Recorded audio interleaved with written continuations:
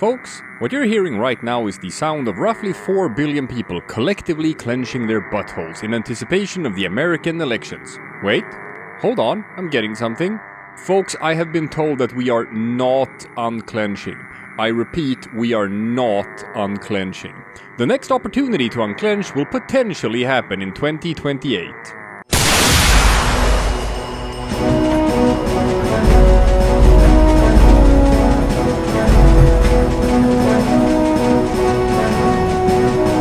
There you have it, folks. As life imitates fiction, America has decided to go the route of idiocracy and elect a literal convicted felon who has promised that he will be a dictator on day one as president of the United States. And we, like most other political pundits in the world, will spend the next couple of years trying to figure out how on earth this could happen. What's clear immediately, though, is that if you want a spot in the White House, you need that Joe Rogan endorsement. But really, we should have realized what was gonna happen when XQC bet $700,000 on Kamala Harris winning. Because you can reliably count on that guy to be wrong about pretty much everything. Trump surprisingly gained a lot of support from young voters, a group that historically hasn't been worth catering to because most of them don't bother to go out voting anyway. Not like the grumpy geriatric geezers who don't have anything else to do, and who still believe in silly notions like civic duty. But it makes sense that you could like the idea of another Trump presidency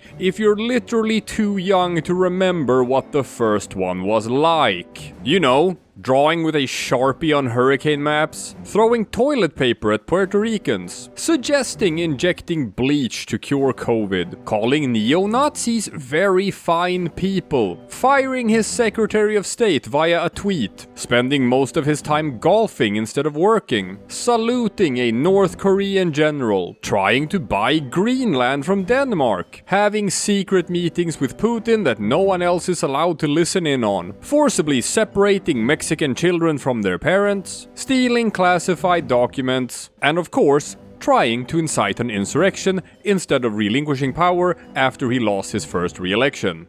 Whew! Did we get everything? Oh, we did not? That wasn't everything? That wasn't even scratching the surface?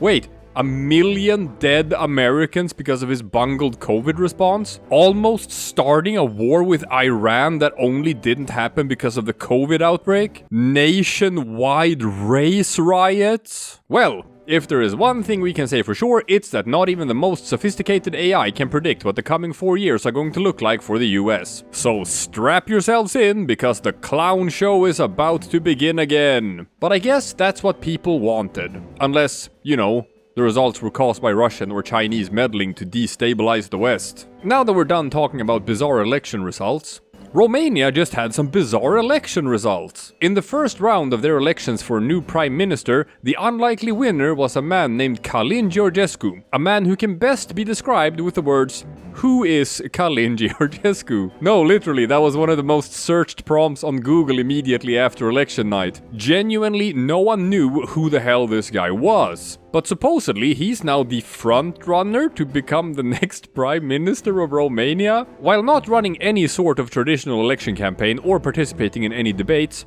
apparently he's made a name for himself as a TikTok influencer. And that was enough for people to just go, yeah, sure, let's go vote for the pro-Russia guy who thinks the moon landing was a hoax, who claims that water is an illusion and that carbonated juices contain nanochips. Just like with Trump, it seems like our idea of what people will vote for in 2024 does not follow any conventional prediction models. Unless, you know, the results were caused by Russian or Chinese meddling to destabilize the West. Wait a minute, haven't I heard that before? But now that we're done talking about those bizarre election results, Georgia just had some bizarre election results. In an election result that international pollsters have referred to as statistically impossible, the Georgian Dream Party has received 54% of the vote in the latest elections. That's the country of Georgia, not the US state of Georgia. We always have to specify this for the Americans out there who don't know geography. The pro-Russia party, which has suspended the country's bid for EU membership and voiced that the country should seek closer ties with Russia instead, has come under heavy criticism for voter intimidation, bribery, violence, and other shady practices that have called into question the legitimacy of the election, to the point where the current president of Georgia has refused to acknowledge the election results as legitimate. Fortunately for Georgian Dream, though, they've pushed through a change where the next president will be decided by them instead of by popular vote like before. Very convenient! Currently, people supporting the opposition are protesting in the streets in Georgia, but the results of these protests are uncertain. For all we know, this is what the majority of the Georgian people wanted. Unless, the results were caused by Russian or Chinese meddling to destabilize the West. Now hold on just a minute. In some lighter news, a church in Switzerland recently decided to install an AI Jesus, who churchgoers could talk to as a social experiment. I personally cannot see anything risky about letting an AI think it should be worshipped as a god. The installation, known as Deus in Machina, involved replacing the priest in the confessional booth with robot Jesus and training it in theological scripture. During the 2-month-long experiment, over 1,000 people visited the church to speak with robot Jesus. Feedback from visitors revealed that 2/3 of them reported the interaction to have been a quote-unquote spiritual experience. Maybe we've been looking at it all wrong, folks. Maybe all these crazy election results aren't some huge conspiracy.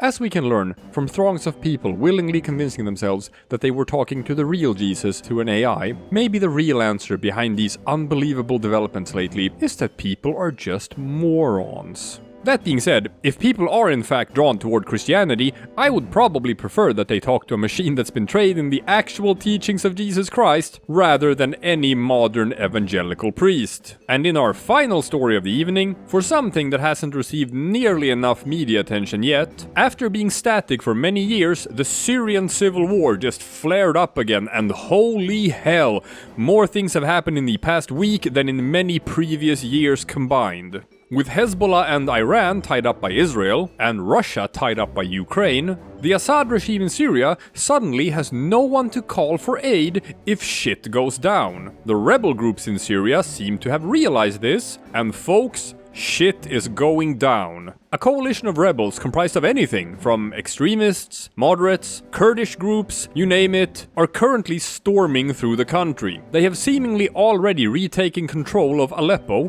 which was the rebel base of operations until 2016, and with no sign of stopping. At this pace, the Assad regime could potentially be toppled and forced to flee the country by the time this video airs. Perhaps, with the results of the US elections and Trump set to take the White House in January, there is a sense of urgency among the people of the entire world. Perhaps the people of Romania, of Georgia, and of Syria are all thinking the same thing. If you want to end Russian meddling in your country once and for all, right now is the time to do it. And that's all the news we have for you this week. Now, if you'll excuse me, I'm off to put all my life savings in Tesla stock, because Elon Musk will be the person running governmental oversight of his own business. You say corruption, I say easy money. And remember, the Polandball News Network is your only source of news that is trustworthy, unbiased, and always the cold hard truth.